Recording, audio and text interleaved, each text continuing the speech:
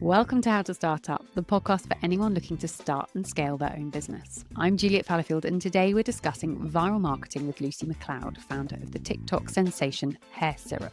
Founded in 2020 with no prior entrepreneurial experience, which is great because many of our listeners are in the same boat, Lucie combined her understanding of consumer behaviour with social media creativity to turn a handmade hair oil into the beauty must-have with over 350,000 engaged TikTok followers and rapid 1,000% year-on-year growth. After her appearance on Dragon's Den, the brand is now on track to hit £6.5 million in revenue by 2026. So keep listening to hear Lucie's advice on how she scaled her business via social media, as well as her answer to David Abramovich, founder of Grind's question from our last episode.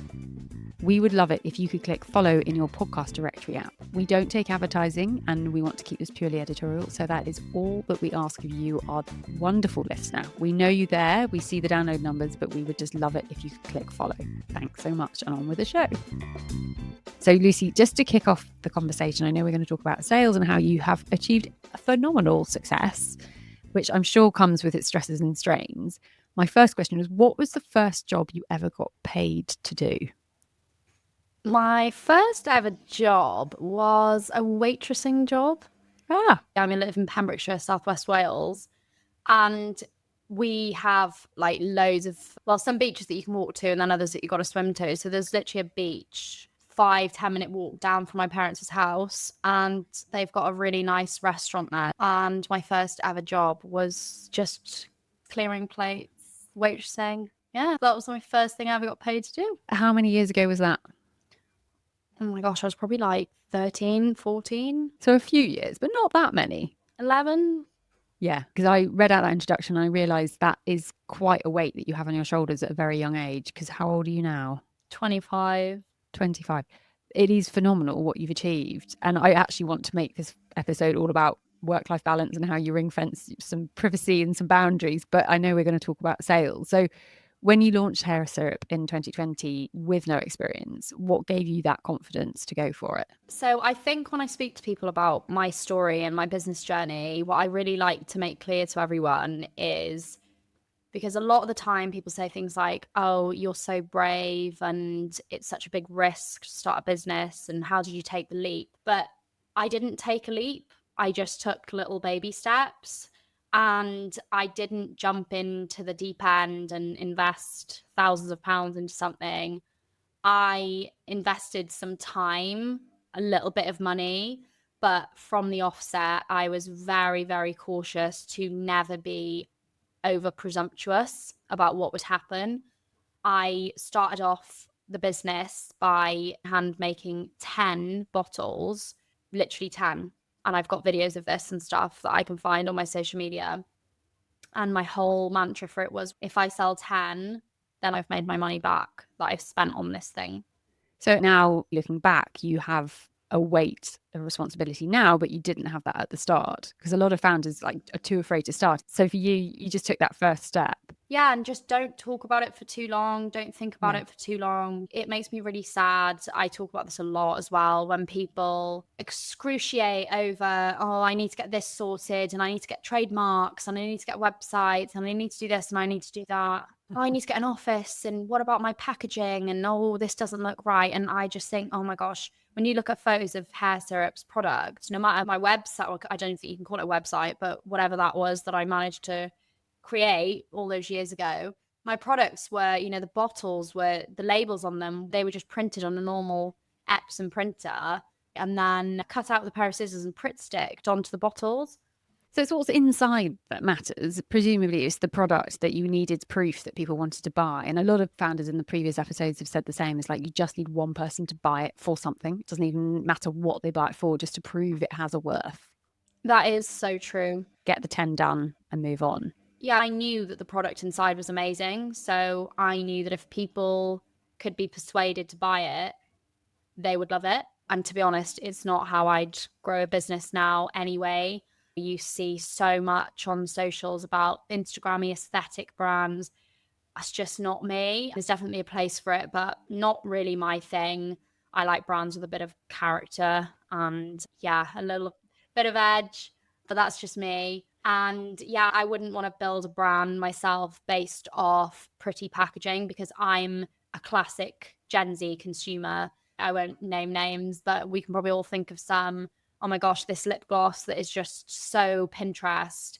And you order it and then you never order it again because you didn't even like the Pinterest, and you just go back to your Carmex or your Nivea because it actually works better, even though it's in bright blue packaging with nothing remarkable about it, but it's actually what's inside. And for me, hair care is supposed to be functional.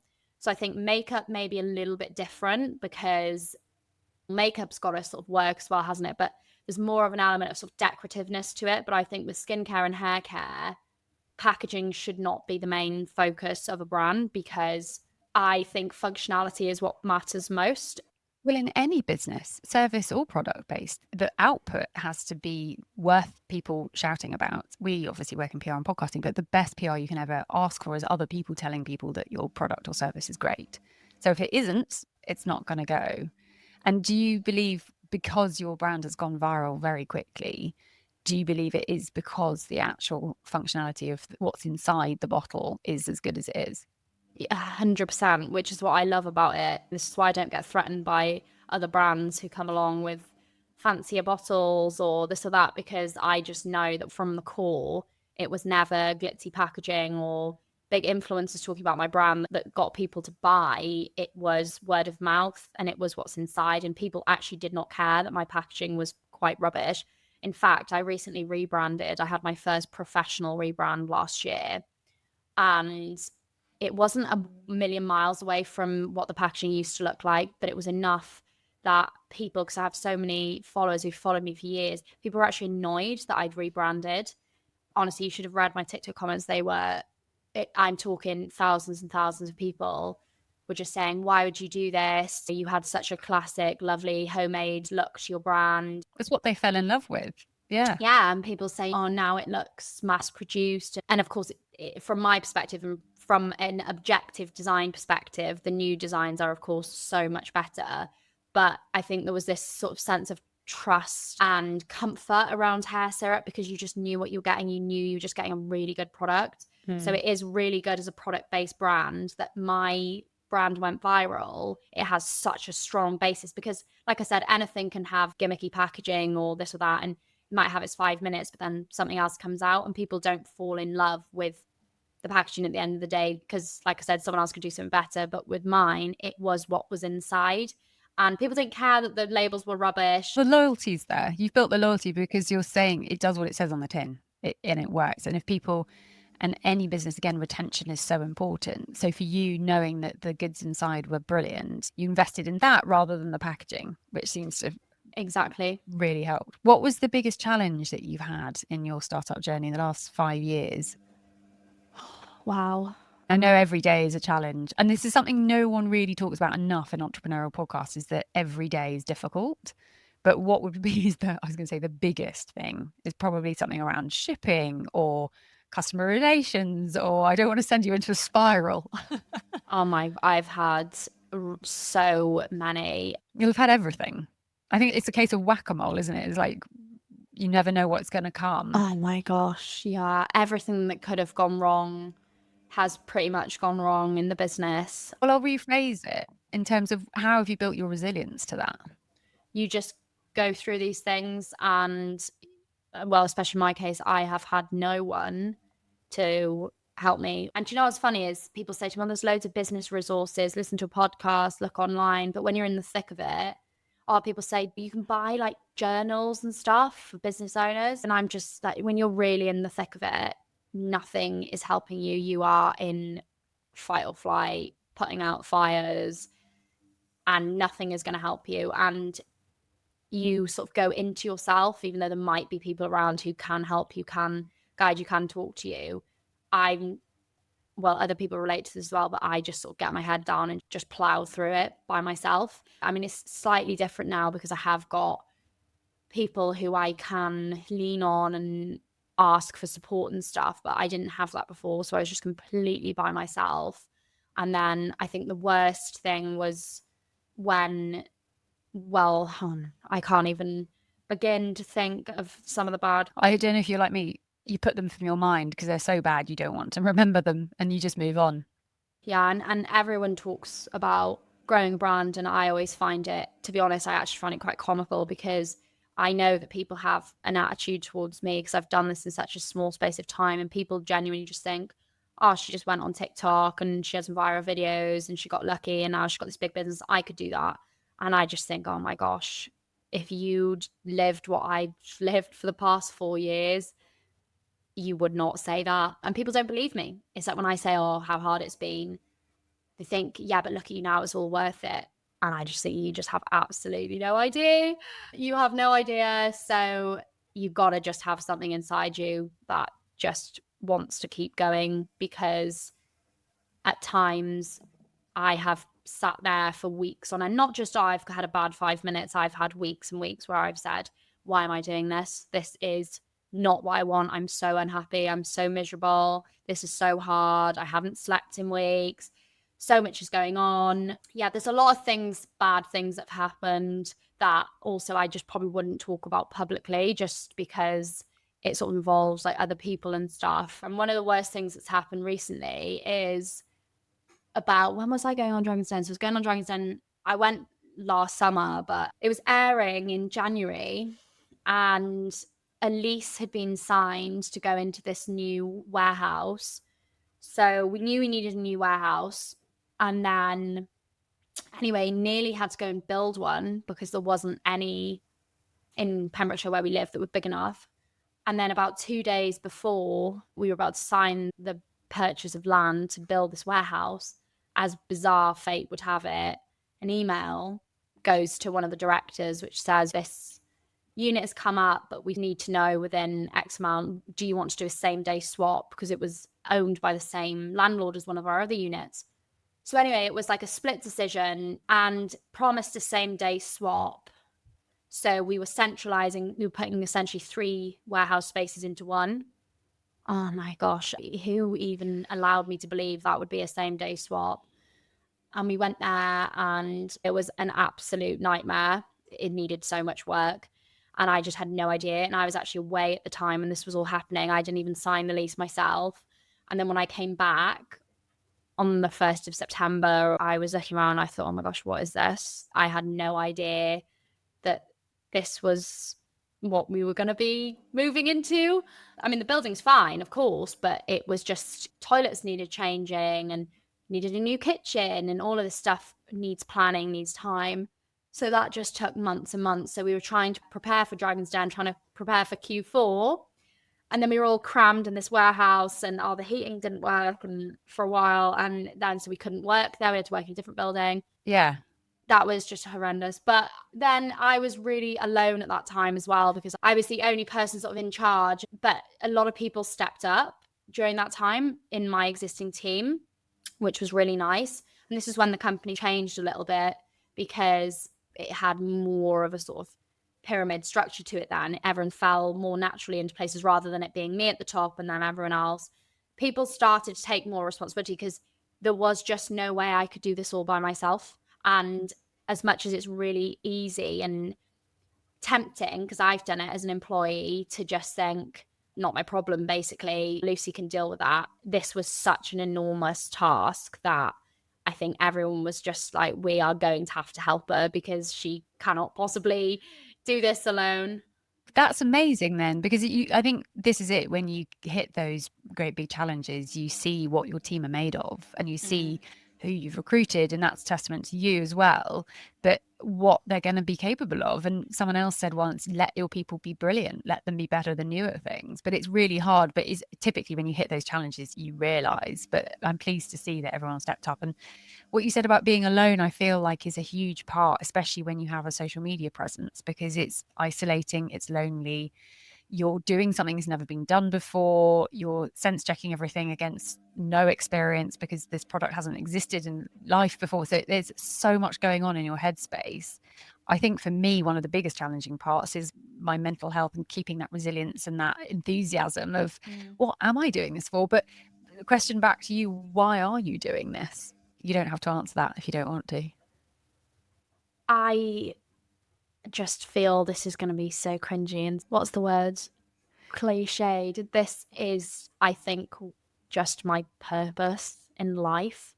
I've always known, and I always say this, when I went on to do what I've done at such a young age, people who knew me weren't surprised. My teachers at school were like, oh yeah, well obviously she's gone and done that because that's what she would do. What you're saying is that you had characteristics that lent themselves to this success or this achievement. Very obviously as well, from probably quite a young age. So I always knew that I wanted to do big things in life. I don't know, I've just always been like that. And I've always known that I wanted to do something different, live differently, be different to most people. And I didn't know how that would look when I was an adult, but I think it's this. It's this right now. You never know what's around the corner. And I love it.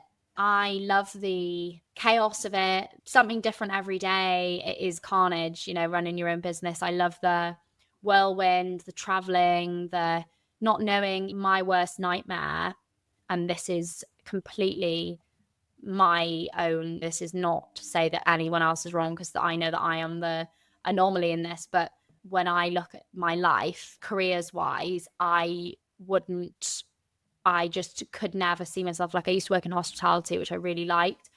I couldn't do a kind of job, I feel, that it was really predictable and I knew what was going to happen every single day. But some people love that and thrive in that. They like predictability and safety, and I'm the opposite. Well, it's great that you've discovered that about yourself so young, because a lot of people don't. I'm still working out. I'm in my mid-40s, and it's like trying to get to know myself at work and what makes me tick really helps the business. But for you to know that, it's like you need a different day every day. You need challenges. You need to be doing something differently. It's incredibly impressive. And with hair syrup, when was it that you actually thought this is going to work? People ask me this question a lot, and I'm really annoying to interview because I don't really remember. I see people nowadays, right? And it's a completely different landscape starting a business now to starting a business when I started mine. It's completely different. It's incomparable, really. But no one had ever done this before. No one had ever grown a viral TikTok brand, especially a hair oil brand, and then got it into Boots. It's just, who'd done that? Like, nobody. The app wasn't even popular until really 2020, 2021. And when you launched in 2020, do you feel like it was a zeitgeist thing that you launched and TikTok was becoming really prolific and it just flew from there together? Absolutely. I wouldn't have been able to do this without the app. It just wouldn't have happened. I never would have started because I never even meant to start a business. I never would have sold. These were supposed to be DIY hair oils that I was using. I'd used them for about a year and a half. I was never supposed to sell them. I was never supposed to commercialize it and make a business out of it. Just never in a million years. And it just happened. But when the turning point, again, it's really hard because I didn't take note of any of these things because I was just living life, and I genuinely thought, oh, I'll finish uni and then I'll probably just leave it then. And it was just this fun little thing. This is genuinely what I thought. I thought, oh, this is this fun little thing that I'm just doing. We're in lockdown. I'm a student. And once lockdown ends, I'll shut it down and I'll get a normal job, is what I genuinely thought would happen. Was there a piece of content that pivoted it for you? You're like, oh, that. Was there, or was it a slow growth? I can't even remember, to be honest, because like I said, even when I did have these things, it was never, I never wrote it down or took a photo of anything, because I never thought I'd ever look back. I've got a handful of photos of me doing this business when I first started it, because you're too busy doing it. Yeah, I was too busy doing it. Exactly. And there's a difference between people do things well and they do it for social media and they do it because they want to track their progress. No, I wasn't doing that at all. But I think when I started thinking, oh, hang on a minute, I got something special here, was maybe kind of 8-9 months in. And what I was getting was a lot of really, really positive customer feedback. So I was getting a lot of photos and stuff sent to me, which were, oh my gosh, this was my hair 3 months ago. This is my hair now. I've got a struggle with really bad dandruff. I've used your products twice. I've had stuff from the doctors. It hasn't worked. And this stuff is incredible. And I thought, oh my gosh, these things are actually changing people's lives. That I'm actually making something that is helping people. So it wasn't like I had this big, which again, I think I love because it speaks so much and is so on brand for me. It's not some massive influencer posted about it and then everyone flocked. It was just genuine, real people using the brand, using the products, absolutely loving them, talking about them, spreading the word. Me talking about my customers, this is how I built quite a big following, because I was always relaying my customers' messages. So I would say to TikTok, my gosh, I got this message this morning. Look at this comment. Look at this person's scalp before and after. Look at this, look at that. So I was basically just retelling my customers' stories and everyone was just loving it. And then I think, like I said, 8-9 months in, maybe, again, I don't know the exact dates, but I said that famous line, which has gone viral so many times now, but I said, oh, I think these products are going to be in Boots one day. And everyone was just thought I'd completely, my family weren't really for the idea when I first brought it up. That's a bit of an understatement. They definitely weren't for the idea.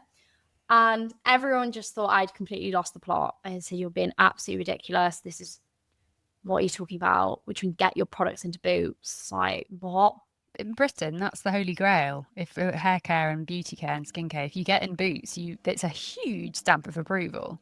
But you knew from your customers' feedback, and I think this is really interesting because we went through B Corp a couple of years ago. Feedback is everything. Asking your suppliers, your pipeline, everyone that touches your business, asking them for feedback. And I even say to my team, you need to tell me when my mascara's run because you're my mirror on everything, including what I look like at work. We're taking a quick 30-second break from this episode to ask, are you thinking of starting your own podcast? If so, this is great news because we run a course that will train you how to produce your own podcast yourself. This course is for people who do not want to outsource and pay someone else to do it. You want to learn how to do it yourself. We teach you everything that you need to get up and running with your own podcast show and so much more. Just DM us at hello@Fallowfield Mason to book your spot. But for you, your gut feeling that was built on your customer feedback, that pivotal moment of thinking, right, there's something here. And also, I'd been going for 8-9 months and nobody was overtaking me. This was a big thing for me. I was like... Overtaking what way? Well, I mean, no other brand was coming out and doing it better. Yeah. So I was like, I think I've got something here. People love it and TikTok loves it. I think I've got to go. Why TikTok and not another platform? Was that the one you were active on anyway? No, I wasn't big on any social media. I didn't really use any of it. So what happened was I never, ever planned to sell these things. I used them on my own hair. I had quite a long, drawn out process of frying off my hair when I was a teenager. We've all been there. We've all been there, exactly. But with TikTok, how have you felt about it? How have you managed it? How have you boundaried it? How has it affected your business? I know it's obviously affected your business in a big way, but how did you even tackle it at the beginning? Let's start there, maybe. So I never used it until summer or so of 2020. And I thought, oh, okay, I was really bored. It was lockdown. I thought, I'll have a look at this app that everyone's going on about all the time. So I downloaded it and I thought it was just like a kid's app. People just danced and did stupid stuff. And then when I went on there, I was actually quite pleasantly surprised because there was a lot of stuff about beauty, wellness, and the biggest one, which was hair care. So because of COVID lockdown, a lot of people had hair disasters, of course, during lockdown, bleached their own hair, cut their own hair, or they decided to do the opposite and actually take care of their hair for the first time. So hair care was really trending and there was a lot of people talking about their favorite conditioners, their favorite hair care routine. And I thought, oh, do you know what? Actually, I could make a cool video about this because I had photos from my hair before I'd frazzled it off, 2 photos of what it looked like then. And it was because of these DIY potions that I'd been mixing up in my student kitchen for the past year and a half. So I thought, okay, I'll make a video about this. Didn't really know how to, but it took me about 5 hours. So I made a video, 60-second one, and I showed my hair before, showed it after, and then I said about all the different stuff I'd done in between. So I said, here's some of my favorite tips and tricks. And then I spoke a lot in the video about these hair oils that I made. And I even put something like, if you want to make your own like DIY version, you could do it something like this, and gave out a little recipe and stuff. And overnight, my video went completely viral, which is insane because I had like 3 followers and had over 600,000 views, and people were all asking me in the comments, that oil looks amazing. That's what I need. Oh my gosh. Can I get my hands on some of that? Can you sell me some of that? I'll give you 20 quid. What's your PayPal? Can you post me it? And I just thought it was bizarre, to be honest. I was like, what? Why are people asking me to buy this oil? And it was a funny thought because I went, oh, why don't they just buy some? And then I remembered, oh, I tried to do that.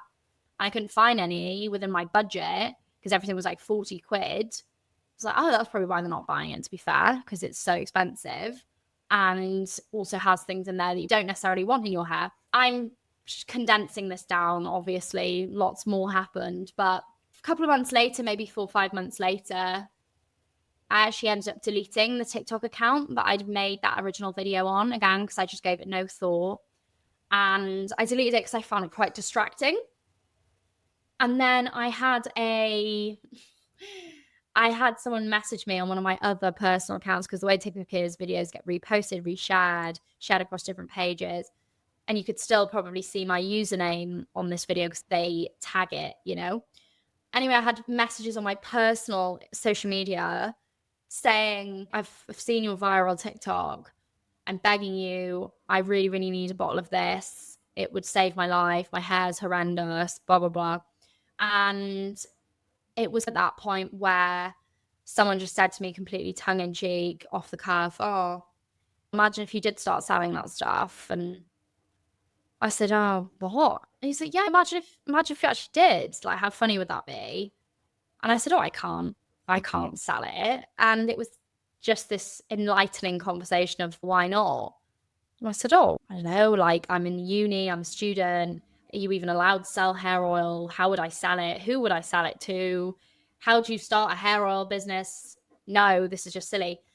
Anyway, then the seed had been planted and I just obsessed over it for probably about 2 months, came up with a name, came up with my attempt of branding, if you like. Yeah, I just obsessed over it and I couldn't stop myself from pursuing it, even when my family, again, were not keen on having me set up a hair oil business from their conservatory. But I just did it. And there was something inside me that just was like, no, I've got to do this. I hear stories sometimes and people say things like, someone actually said it to me the other day. They said, I've wanted to start a business for 10 years. And they use the word agonized. They said, I've agonized over trying to come up with something, an idea. And they said, how did you come up with your idea? And I said, I'm really sorry to disappoint. I didn't really come up with anything. It sort of came to me. He said, what? And I said, yeah, like I didn't sit down and... You were solving a problem that you were having for yourself by creating your own hair oil. And I think, I guess, I need to go through our list, but about 70% of the 130 people on this podcast have all done that. They said, I had a problem, I couldn't find a solution. And this is where the podcast came from. I was looking for podcasts to teach me how to start a company. I'd been made redundant, gone on to Company's House, started a business and gone, shit, I don't know what to do next. And I started asking questions and people find their answers for themselves. And then it realized they're not the only ones that need it. So that is it. And I think, like you said, 70% of people on your podcast, it is a classic, stereotypical entrepreneurial story. I think probably across centuries, that's been how... But you really need it. Yeah, I need this to make my life easier. And now other people probably need it as well. I think it's so difficult nowadays, though, because we live in such a hustle of grind culture where everyone wants to be an entrepreneur and everyone thinks it's easy money and get rich quick and sell stuff online and limitless holidays. Yeah, oh, I can just work from Bali and everything can just be digital. It's just not the reality, especially if you're doing something product based. It's not the reality of what it's actually like. And also, is your soul in it? Is your heart in it? I always look at people and I think you have to really be in this. It's personal and you're at the coalface. You're way more vulnerable to the work-life balance lack thereof because you are living, breathing, eating, drinking, everything about it. You have to give it 150%. And given that you're on track for £6.5 million in revenue next year in 2026, what would you say would be the biggest financial lesson that you've learned along this 5-year trajectory? Be very, very careful spending on ads. Don't trust anyone who probably doesn't know what they're doing with things like ad spend. I lost a significant amount of money last year and got nothing back from it. So be very careful whether that's external, internal, very, very careful about who touches anything to do with Google, Meta, Facebook, TikTok ads, whatever you're doing, because it can be a bottomless pit. And the problem is when it comes to spending on these platforms, no one at Meta is going to tell you you're wasting money, this isn't going very well. They're going to tell you, no, you got to keep going and then do it for another 3 months and then it'll start and you need to invest in this. And it's just complete load of nonsense. Be very careful who you allow to do things like that, and also who you trust. People are the hardest part. Given that you've gone straight from uni to running your own company, how have you learned about the people part of this? The hard way. Yeah. I think everyone would say the same, though, at any age. Yeah, and I've had people rip me off, lie to me, steal from me, take stuff from me, take advantage of me. People feel very entitled towards me because I think people feel that I've got lucky and I'm 25 and there's just such a lack of respect. You know, if I was a 50-something-year-old bloke, people wouldn't have this sense of entitlement. But I've always felt like a lot of people I've either had in the business or working around me. It's really hard because you then have to fight doubly hard. It's like they always say the gender imbalance of women and standing up for herself, she's being stroppy, a man standing up for himself, he's being confident. It works the same, I think, with age and the fact that you're female and young is people, and then you have to be scrappier, louder, feistier, and that's harder and more draining and takes more energy. It feels like a really unfair balance, given that I'm looking at your business going, holy shit, she's achieved so much. Irrespective of age and gender, you have achieved, full stop. But the fact that you've had all these challenges throughout the way is really unfair. I think you've done an amazing job and it should be applauded. Yeah, but some people just, when you're doing well, and I hate to say this because it makes me sound like an egomaniac, and it's genuinely not. It's just for people, and I tell this to anyone, if I'm talking to a new entrepreneur starting out who's doing well, I just say be very careful who's around you, because you attract certain types of people when you're doing well, and you will attract people who have been doing it longer than me. Especially when I was on Dragon's Den, someone literally said to me, I can vet anyone who reaches out to you after Dragon's Den because you don't have vultures and they want something from you or they want something that you've got. And that's the sort of people you attract when you're doing well for yourself. It's a blessing and a curse because you drive brand awareness to your business, but when it's a founder-led business, then people know who you are behind it and will tap you. It was Jo Fairley from Green and Blacks, who's also a journalist that I knew years ago in the beauty industry, said this. She had a similar, I don't know if it's similar, but I think it was her financial director embezzled an extraordinary amount of money. She said that like the trust thing is everything. And it's so hard. And no matter how much experience you have with recruiting people, firing people, living with people, working with people, you can't ever predict really what someone's going to do. Oh, I know. Honestly, and I've never read a business book in my whole life, ever. But I was explaining to this guy before who, funny enough, I'm now bringing on board, but he was doing some consulting at the time through basically my university offer these accelerated growth programs, and my business got onto one. And anyway, and I was talking to him and I said, because I was having more problems. I was moaning about something probably. And I said, you're probably going to tell me I'm doing something wrong. But when I'm hiring people, they don't have to be the best in the business. It doesn't have to be the best person in the world and university degree from here. I was like, I just want them to be nice. And I just want to be able to trust them. And I said, is that really bad? Because I just don't know. And he was laughing and he explained to me that I'd unintentionally basically quoted some apparently really famous theory around the Navy SEALs or something like that. And about how if they were a kind of business, they would be the most highly efficient, best running business in the world. And that they have this interesting recruitment model where they can tolerate someone who has lower skill, higher trust, but they can't tolerate someone who has high skill, low trust. Yeah. And that high trust always trumps low skill.